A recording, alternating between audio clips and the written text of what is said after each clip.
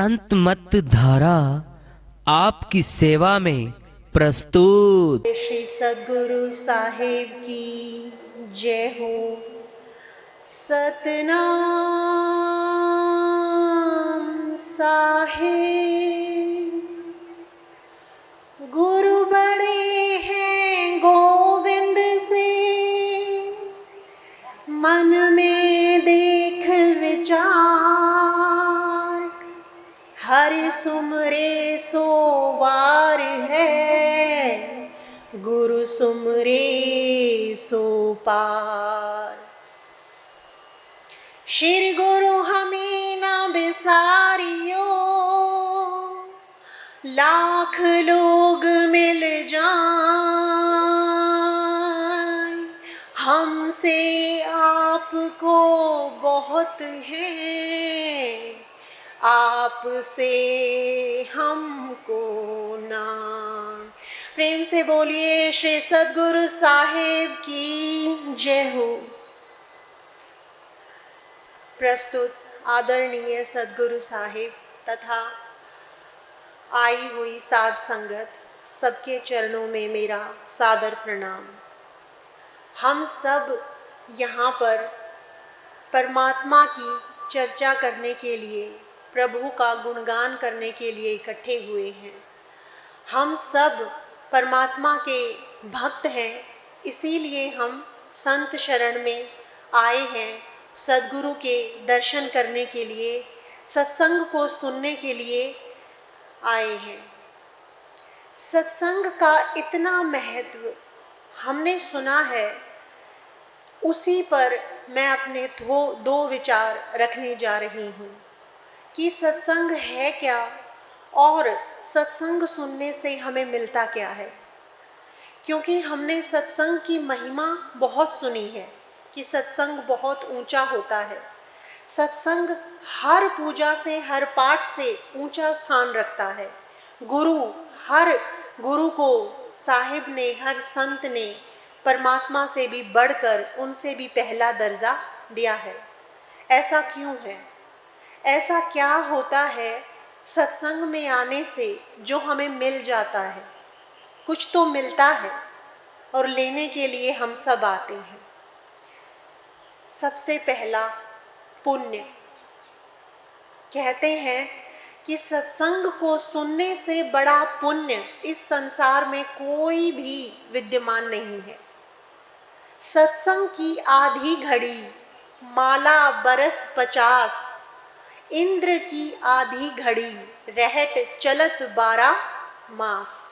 साहिब कबीर अपनी श्रीवाणी में हमें फरमाते हैं कि अगर हमने आधी घड़ी का भी सत्संग कभी सुना है, हम आधी घड़ी का भी, कहते हैं कि आधी घड़ी का भी सत्संग अगर हम सुन लेते हैं तो उसका इतना पुण्य हमें मिल जाता है, कितना पुण्य हमें मिल जाता है जितना हमें किसी पूजा, किसी पाठ, किसी मंत्र जाप से हमें नहीं मिल सकता। कैसे? जैसे अगर हम हजारों नल भी खोल दें तो भी हम उतना पानी नहीं भर सकते, और इंद्र देवता एक बार बरस जाएं जल चढ़ा देते हैं।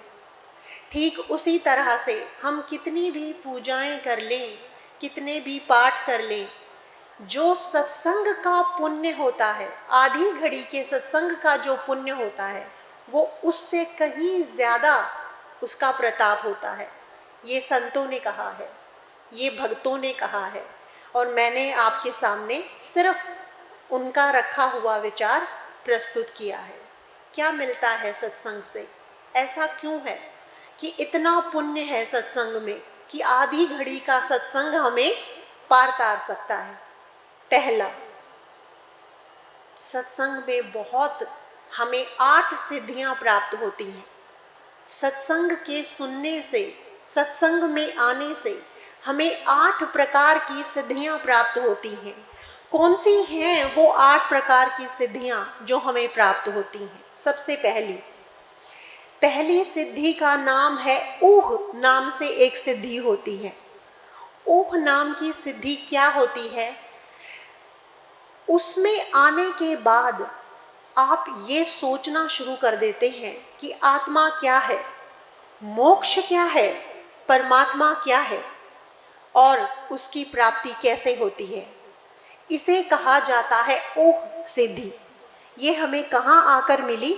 सत्संग में आकर मिली। क्यों? क्योंकि हम जितनी भी अपने घर में पूजा करते हैं, जितने भी पाठ करते हैं, हम भगवान का अपने भाव तो प्रकट करते हैं, लेकिन वहाँ पर उस पूजा से, उस पाठ से क्या कभी हमारे मन में ये भाव आता है कि आत्मा क्या है, परमात्मा क्या है, उससे मिलना चाहिए या नहीं मिलना चाहिए, वो मिलता भी है या नहीं मिलता है? उस पूजा और उस पाठ के प्रभाव के कारण वो पूजा और पाठ हमारा व्यर्थ नहीं जाता, उसका प्रभाव होता है हमारे ऊपर, उसका पुण्य होता है, हमें मिलता है उस पूजा का, उस पाठ का प्रभाव, जिसके पुण्य को इकट्ठा होने के बाद हमें सत्संग सुनने को मिलता है। उस पूजा पाठ के प्रभाव के इकट्ठे होने के प्रभाव के फल स्वरूप हमें सत्संग सुनने को मिलता है। और सत्संग में हमें क्या चर्चा सुनने को मिलती है? आत्मा क्या है, शरीर क्या है, मैं क्या हूँ, परमात्मा क्या है। वैसे तो अगर हम पूजा करते रहें, पाठ करते रहें, हम इन सवालों से वाकिफ नहीं हो पाते। ये सवाल हमें कब सुनने को मिलते हैं, कब सोचने को मिलते हैं? जब हम संत के सत्संग में आते हैं। और सत्संग में आते ही हम ये सोचना शुरू कर देते हैं। देखिए, जब हम कैसे मिलती है ये, और हमें ये ऊह नाम की सिद्धि प्राप्त हो जाती है, हम सिद्ध हो जाते हैं। पहली सिद्धि है ये जो हमें सत्संग से मिलती है। कैसे? क्योंकि हमें सत्संग में ये सुनने को मिलता है, सद्गुरु के वचनों से अभी हमें ये सुनने को मिलेगा, पक्का मिलेगा कि हम ये शरीर छोड़कर चले जाएंगे, ये नश्वर है, ये संसार हम छोड़कर एक दिन चले जाएंगे, ये नश्वर है। फिर क्या है जो हम पाने आए थे? क्या ये शरीर थे हम, जो हम सारी जिंदगी लेकर चलते रहे? क्या ये शरीर को पालना और इससे जुड़े रिश्तों को पालना ही हमारा फर्ज था? क्या यही हमारा कर्तव्य था, या कुछ और भी करने हम इस शरीर के जरिए इस जहान में, इस दुनिया में आए थे? वो चर्चा हमें कहाँ सुनने को मिलती है? हमें सत्संग में सुनने को मिलती है। उस पूजा के प्रभाव से जो हम दिन रात अपने घरों में करते हैं, हमें सत्संग सुनने को मिलता है।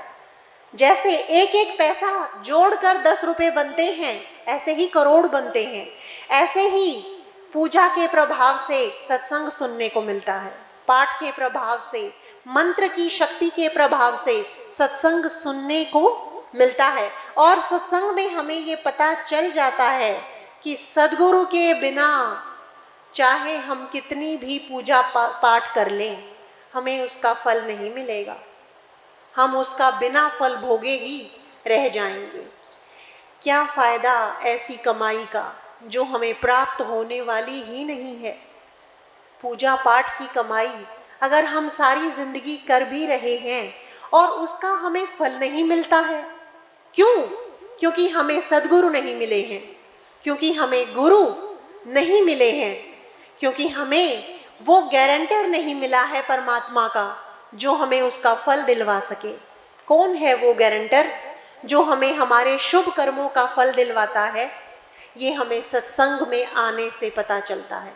वो सद्गुरु हैं, वो गुरु हैं, वो गारंटर जो हमें हमारी पूजाओं का, हमारी भक्ति का फल हमें दिलवा सकते हैं। गुरु के बिना हमें वो फल भी नहीं मिलेगा जो निरंतर पूजा पाठ हम करते आ रहे हैं। क्यों? क्योंकि गुरु के बिना कोई फल हमें मिलता ही नहीं, मिल ही नहीं सकता। ये परमात्मा का नियम है। ये मैंने आप लोगों के सामने एक सच है जो रखने की कोशिश की है। मैंने बनाया नहीं, सिर्फ आप लोगों के सामने जो मैंने सुना है, सीखा है, जो मैंने अनुभव किया है, जो सीखा है सद्गुरु साहिब से, और जो सच है वो बताने की एक कोशिश की है। तो ये सुनते ही हमें पहली सिद्धि मिल जाती है कि मैं शरीर नहीं हूँ, इसे मैं छोड़कर चला जाऊंगा। आया ना विचार मन में कि मैं इस शरीर को छोड़कर चला जाऊंगा। कैसे आया? सत्संग में बैठने से आया। तो जैसे ही ये विचार आया कि मैं आत्मा हूं, नश्वर नहीं हूं, मैं अविनाशी हूं, हमें क्या मिल गई? ऊह नाम की सिद्धि स्वमेव हमारे अंदर प्रकट हो गई। दूसरी सिद्धि कही जाती है, उसका नाम है शब्द सिद्धि। शब्द सिद्धि क्या होती है? शब्द सिद्धि भी हमें सत्संग में आने से ही प्राप्त होती है। जैसे ही हम सद्गुरु के वचन सुनते हैं, जैसे ही उनके शब्द सुनते हैं, जैसे बिजली अगर हमें छू जाए तो हमें करंट का एहसास होता है, ठीक वैसे ही सद्गुरु के संत के वचन सुनने से हमें चेतना का एहसास होता है, हमें जागृति का एहसास होता है। जन्मों से सोई हुई हमारी सोई हुई आत्मा एक बार जाग जाती है, एक बार अपने मकसद को पहचान जाती है। सद्गुरु हमें क्या बताते हैं? वो हमें बताते हैं कि मनुष्य का जो जन्म है वो हमें मानुष तन अनमोल है, मिले न बारंबार, तरुवर से पत्ता झड़े बहुर न लागे डार। ये मनुष्य का शरीर एक बार हमें मिलता है, बार बार नहीं मिलता है। और अगर ये हमने खो दिया, अगर हमने ये बिना सद्गुरु की भक्ति के, अगर हमने ये बिना गारंटर के, अगर हमने ये भक्ति कमाए बिना खो दिया, तो हमें 84 लाख योनि में भटकना पड़ेगा। हमें कुत्ता, घोड़ा, कीड़ा मकोड़ा ये सब बनना पड़ेगा। हमें मजबूर करके इन योनियों में डाल दिया जाएगा। हमें ये घर पे करी गई पूजा पाठ से पता नहीं चलता है। पूजा के प्रभाव से मिले हुए सत्संग से हमें ये पता चलता है कि ये मनुष्य का शरीर बड़ी मुश्किल से मिला है, इसे खोना नहीं चाहिए। इसे पाया है तो परमात्मा को पाना ही हमारा इस देह का कर्तव्य है। परमात्मा को पाकर ही हमें इस देह की सच्ची कीमत का एहसास हमें है, ये पता चलता है। और वो कैसे पता चला? जब हम सत्संग में आकर शब्द सुनते हैं, परमात्मा के सत्संग के प्रभाव में आकर जब हमें वो करंट, वो चेतना, वो जागृति फील होती है, ऐसे वचन जब हमें सुनने को मिलते हैं कि मैं आत्मा हूँ और अगर मैंने परमात्मा को पाए बिना ये शरीर छोड़ दिया, सद्गुरु को पाए बिना ये शरीर छोड़ दिया, तो मेरा अगला ठिकाना क्या होगा? क्या होगा मेरा अगला ठिकाना? ये सोचने को हमें मिलता है, क्योंकि हम ये सोचते ही नहीं हैं कि इस देह के बाद मेरा अगला ठिकाना क्या होगा। हमारा अगला ठिकाना क्या होगा ये हमें अभी पता ना चला तो हमारी देह बर्बाद हो जाएगी। हमारा शरीर, हमारा जो जन्म हमें मिला है वो खोकर हम चले जाएंगे और हमें या तो नरकों में भेज दिया जाएगा। क्यों? क्योंकि वचनबद्ध हैं हम। ईश्वर से वचन देकर हम ये आए हैं। ईश्वर ने हमसे ये देह लेने से पहले वचन लिया था कि जब तू मनुष्य की देह में अगर जाना चाहता है, हमने मांगा था मनुष्य की देह को, हमने मांगा था। मांगने के बाद ये मनुष्य का, ये मानव का शरीर, ये चोला हमें मिला है। जब हमने वचन दिया परमात्मा को कि मैं तेरी प्राप्ति करके आऊंगा, जब ये वचन उसने हमसे ले लिया तो उसने हमें ये देह दी थी कि जा, तूने वचन दिया है, अपने वचन को पूरा करके आ, परमात्मा का साक्षात्कार करके आ, मोक्ष को पाके आ।